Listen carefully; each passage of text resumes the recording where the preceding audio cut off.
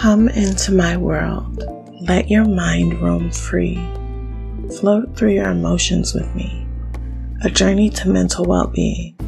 The Smart Black Girl Podcast. I'm an average smart Black girl. It's nice to meet you. Hello and welcome. Today we are going to discuss how I discovered one of my boundaries. I say discovered because you don't always know what your boundaries are. Sometimes you just feel really uncomfortable with the situation. But as you look back, you realize that there was a boundary being crossed. The first example I can remember was when I was 5 years old. I used to hate it when my pop-pop would give me slobbery wet kisses on the cheek. He would always do it to all the kids and everyone would laugh. Now, don't get me wrong, I love my pop-pop. I just wasn't a fan of his kisses.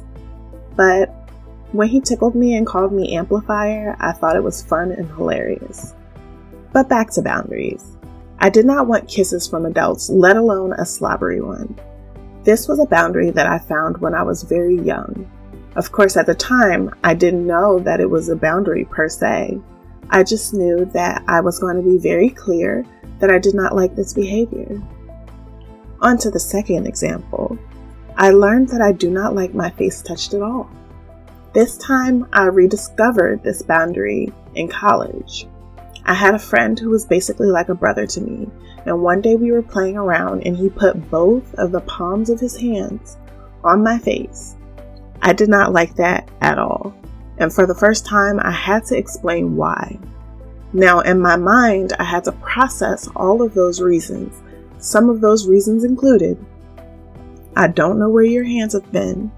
I have acne-prone skin. I just don't like the feeling of my face being squished. And again, hygiene. From that moment on, I understood that I had a touch boundary, especially when it came to my face. At this point in life, I voiced that boundary with confidence and clarity. Ultimately, I discovered that I did not like being touched in any way without permission. Now, I wish I could say that all boundaries are this simple, but they aren't. Sometimes you don't even know until after a boundary is crossed. There are different kinds of boundaries: physical, mental, and emotional. In my example, I used a physical boundary because I found it was easier to explain. But even thinking about that, you don't owe anyone an explanation for your boundaries. What do you think? Comment below and let me know what some of your boundaries are. You can also let me know if you would like me to give examples of emotional or mental boundaries as well. If so, I'll make an episode especially for those too. I can't wait to talk to you soon. I hope you enjoyed your peek into my world. We just shared a drop in the sea of well-being. As we touch back down, let us find solid ground within our journey. If you'd like to share in the waves of discussion, join my Patreon. There you will have direct access to me and can share topic ideas.